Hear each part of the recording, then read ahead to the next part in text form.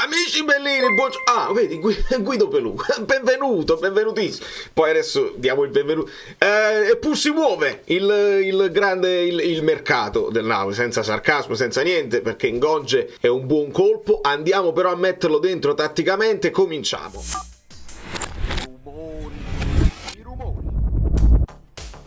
Allora, quindi diamo il benvenuto a Guido, ma diamo il benvenuto anche a Francesco Lo Piccolo tra i nuovi iscritti. Venite, accorrete, condividete addirittura il video con i vostri amici, perché dobbiamo parlare di Ngonghe. Però con calma, lasciate il like, perché si muove il mercato e questa è una cosa che dà entusiasmo e ci fa piacere, perché poi ci sono acquisti che spostano la fantasia e acquisti che spostano di meno. Questo qua, lo dico subito, è un acquisto che è molto molto interessante. Andiamo a vedere prima di tutto la cosa più importante per me. Con un Abraham tattico ci spostiamo e non è tanto il modo in cui Ngonge si inserisce tatticamente, lo vediamo qua, ma a me quello che interessa è come si pronuncia, perché sento Ngonghe e non è Ngonghe, ma dovrebbe essere così. Cyril Monge. Sì, Ngonge, perché è belga, perché ha sicuramente origini congoline, però è nato in Belgio, 1,80, di piede sinistro, ama insomma partire dalla destra, centrarsi, ha un buon tiro, ha un buon piede ed è proprio il giocatore similpolitano sotto un certo punto di vista, perché gioca a destra e può rientrare col mancino. Lo conosciamo abbastanza bene, perché facendo i recap della Serie A è uno di quei giocatori che col Verona ha impressionato dall'inizio, e quindi bene. A me interessa poco, onestamente, perché quando andate poi a leggere la reazione dei tifosi quando il Napoli si muove sul mercato, ci stanno sempre a ragionare, ma 20 milioni sono troppi. Allora, prima di tutto vediamo questi 20 milioni se sono effettivamente 20 milioni, ma Fabrizio Romano parla di 18 più bonus, 19, insomma cambia poco. Quello che ha fatto scalpore è che, insomma, se andate a vedere il prezzo iniziale, diciamo, di Transfer Market è di 6 milioni, ma non ha importanza, perché si parlava già di 12 e quindi i prezzi di Transfer Market vanno veramente presi con le molle. Si parlava di 12, però Ngonge ha anche segnato nell'ultima partita, quindi il prezzo sa, e De Laurentiis non ha perso tempo, e su questo bisogna dare atto. Si mettono i soldi quando sei convinto del profilo, metti i soldi sul piatto, convinci il calciatore, convinci la società, il giocatore viene. Quando il Napoli si muove, vedi, si chiudono in fretta le cose quando le trattative sono possibili e plausibili, e si fa, e tutti quanti lo stanno dando per fatto, come in queste ore si stanno svolgendo le visite per Traoré, e quindi cerchiamo di capire come si sta muovendo il Napoli. Io mi sposto con un Abraham ancora più tattico, vedi, mi sposto di qua per la zona, così fammi mettere a Mazzarri, perché così il tecnico che ci ragiona. Allora è un po' un macello come l'ho messa così, e devo anche devo aggiungere Mazzocchi. Tra l'altro il mio amico Stefano, che me lo faceva con grande con amicizia e con grande disponibilità, tiene molto da lavorare. Se qualcuno di voi conosce qualcuno che mi può fare un software web, un qualcosa, una lavagnetta che io posso muovere, contattatemi in privato, perché io devo avere a disposizione anche i nuovi acquisti, mi devo sbrigare più del Napoli per potervi far vedere le cose così. Però intanto noi ci arrangiamo e cerchiamo di capire la situazione. I portieri sono i portieri. Cominciamo a togliere Zanoli, che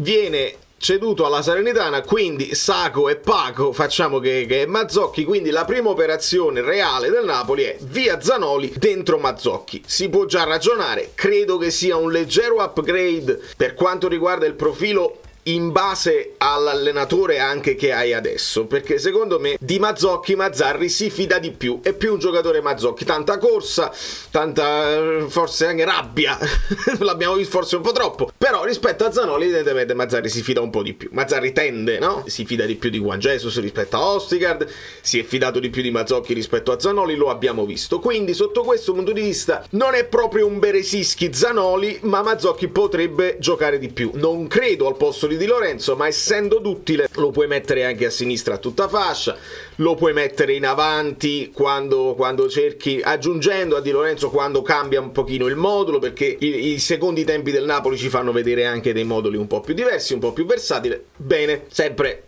nell'ambito di un giocatore che è sempre stata la serenità. Mettiamole tutte sul piatto le considerazioni e poi voi nei commenti mi dite no ma Achille è scarso, oppure no ma quello è proprio veramente molto più forte, e quindi poi ne parliamo. Nathan lo togliamo da mezzo per ora perché è ancora infortunato, però ovviamente rappresenta il futuro. Ostigard ancora si parla di un giocatore in uscita, si sta parlando ancora del Genoa, un ritorno al Genoa, ci ragioniamo, però se poi non lo sostituisci siamo già coi piedi di Pilato, perché tutti quanti dicono sì, ok, Ngonge va bene, ma non hai preso il difensore, non hai preso il centrocampista. Ragioniamoci e vediamo se si può fare. Mario Rui Olivera sta recuperando in questo momento a centrocampo, dove siamo ancora un pochino corti. E la situazione da valutare, il recupero di Cajuste probabilmente è ipotizzabile, quindi lo recupereremo a breve. Dem in questo momento lo consideriamo recuperato, togliamo Anghissà, che è capace che torna prima Anghissà dalla Coppa d'Africa e poi arriva il suo sostituto dal mercato. Comunque in questo momento Dem, Cajuste un mezzo infortunato, sicuramente squalificato per la prossima con la Lazio, quindi lo togliamo da mezzo e resta questo Zielinski che ancora non si capisce se lo vuole fare, se non lo vuole fare, se l'affaticamento è di mercato, se il Napoli lo toglie da mezzo perché non è contento della situazione di contratto. E Gaetano, questa è la situazione a centrocampo che evidenzia insomma che la cessione di Elmas è abbastanza grave, perché Elmas ci sarebbe entrato benissimo le rotazioni o addirittura da titolare in questo momento specifico del Napoli. Dopodiché io qua ci ho messo Zedadka, ma non è Zedadka, dobbiamo considerare che è Traoré. Sulla questione Traoré in questo momento io immagino Zanoli, Mazzocchi, Traoré, Elmas e Ngonge, Zerbin, perché adesso si parla di Zerbin nell'uscita, si parlava di Frosinone, il Verona vorrebbe prenderselo nell'affare probabilmente di Ngonge, però Zerbin vorrebbe rimanere secondo me vicino Napoli. Insomma, Zerbin in uscita e quindi ce lo togliamo e metto Traoré qua perché secondo me è più offensivo, come mezzala è più offensivo, lo può fare, però nei momenti in cui abbiamo visto che non è nemmeno altissimo, spostiamolo idealmente qua Traoré tra i centrocampisti, perché dobbiamo capire, e tra i centrocampisti potrebbe finirci anche Lindstrom in questo momento dove non ha funzionato tanto come alla destra, e in questo momento Oparetin, cioè Ngonge, viene a prendere questa zona qui insieme a Polito. Sottopunta Raspadori, Kvara, Simeone, Osimhen lo togliamo da mezzo per il momento, aspettando il suo ritorno. Pare che anche sia infortunato, però non si capisce, perché dalla Nigeria queste notizie vanno valutate bene, molto spesso anche a livello di cartella clinica non sono precisissimi, può essere pure che ci sia roba di polemiche, perché dice che quello della Nigeria è andato negli spogliatoi a protestare, insomma un bel macello. Quindi in questo momento Simeone, Raspadori, Lindstrom, che potrebbe secondo me essere recuperato se lo metti un po' a centrocampo, però a centrocampo schermato, quindi per questo si sta sviluppando secondo me più una situazione dove sei più comodo con il 4-2-3-1 che non con il 4-3-3. Però i numeretti veramente insisto fino alla noia, contano fino a un certo punto, perché tu la mezzala, un giocatore come Zielinski lo metti a centrocampo, però ti finisce un po' sotto punta se accompagna e se sta in forma, e finisce sotto punta. Idem quando veniva utilizzato Raspadori a centrocampo, idem quando ci potresti mettere un Lindstrom. Quindi la situazione in questo momento è questa, e vediamo cosa farà Mazzarri, che in tutte le interviste, in tutte le conferenze continua a dire che lui vuole giocare con il 4-3-3, però durante le partite le vediamo delle cose un po' diverse, che sono anche necessarie e sono anche proficue quando poi ti portano al risultato, e quindi dobbiamo essere elastici e secondo me puntare, più che partire da un sistema di gioco, da un modulo, devi puntare su quelli che sono i giocatori più in forma e più vogliosi, che stanno dimostrando di avere qualcosa in più degli altri, e poi organizzi il modulo in base a questi giocatori che hai, senza snaturare troppo, e mettendo in campo una squadra che può fare delle cose semplici senza stravolgere niente, però con giocatori che ti dimostrano che hanno un pochino più di freschezza mentale, perché questo è il problema secondo me principale del Napoli. Possiamo parlare della situazione atletica, tutto quello che volete voi, però il Napoli, come vedete, dura fino alla fine della partita, ce la mette, quindi non è la prima partita che insomma recuperiamo dopo essere stati in svantaggio, quindi questa situazione della condizione fisica va valutata partita dopo partita. Poi Mazzarri dice che ha fatto il richiamo, insomma secondo me lasciamo perdere e parliamo di tattiche e di idee di gioco, perché è più importante. Segnaliamo, visto che possiamo aggiornare la situazione del recap, che l'Atalanta effettivamente ha superato il max XG di giornata dell'Inter, e quindi con 4,92 l'Atalanta ha distrutto il Frosinone 5-0, ne potevano fare 7, l'ho guardata la partita. 4,92 Atalanta max XG. Adesso aspettiamo la Juventus col Sassuolo, ma questo è un XG che è difficile da superare, e purtroppo l'Atalanta rappresenta uno dei nostri competitor seriamente per quanto riguarda la classifica, a confermare ancora una volta che non è il numero dei punti, ma è anche il numero delle squadre che ti danno fastidio qui per il recupero, insomma, verso il quarto posto. L'Atalanta si porta qui, spostiamoci dall'altra parte perché troppe pubblicità su SofaScore, e insomma l'Atalanta 33 punti, si affianca alla Lazio, supera Napoli e Bologna, e quindi un po' di problematiche. Attenzione alla Roma, che ha esonerato ufficialmente Mourinho. Alla Roma passa De Rossi, e quindi è arrivato il momento anche dell'esonero di Mourinho. Onestamente sì, era un uomo che teneva in mano la piazza, che faceva scalpore con le sue dichiarazioni, ma evidentemente i risultati con la Roma al 9° posto non possono essere ignorati, e quindi il De Rossi sembra il vero e proprio traghettatore, che insomma conosciuto e accettato immediatamente dall'ambiente Roma.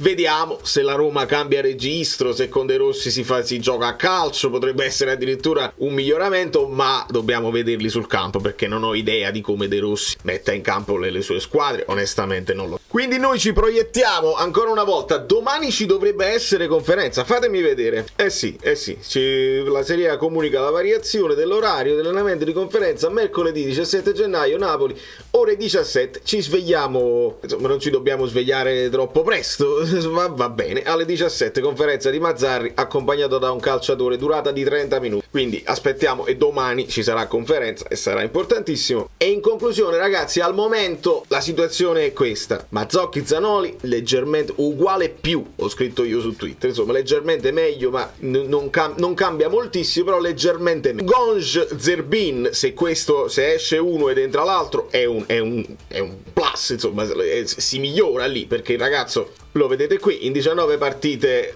in questa Serie A, 6 gol, 2 assist, e insomma non male.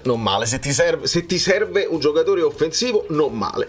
Zerbin invece ti dava quel di più, anche facendosi tutta la fascia a sinistra o a destra, e insomma sicuramente duttile, sicuramente ce la stava mettendo tutta, che fa piacere, viene apprezzato, però un gol ti dà un pochino più di qualità. Ricordiamo le cose buone, le cose non buone, quel gol in rovesciata che abbiamo visto ultimamente, e anche quel pallonetto sbagliato col destro, non con il suo piede, proprio contro il Napoli, in quella fuga solitaria contro Meret. Lì la sbagliò, però vabbè, era contro di noi, quindi glielo perdoniamo. Quindi sotto questo punto di vista il Napoli migliora. Per quanto riguarda Elmas sostituito da Traoré, mi mantengo ancora dei dubbi, non solo perché dobbiamo capire quando Traoré rientrerà in una forma fisica accettabile per fare 90 minuti di lotta, e poi devi vedere dove lo può fare questa lotta, se la deve fare a centrocampo. Mi mantengo un pochino i miei dubbi, però insomma lo ha fatto in passato e potrebbe anche volerlo fare. Non essendo arrivato Samardžić, Traoré secondo me si inserisce più in una situazione di vice Kvara e vice Zielinski che non di vice Anghissà. In questo momento siamo ancora con Cajuste vice Anghissà e onestamente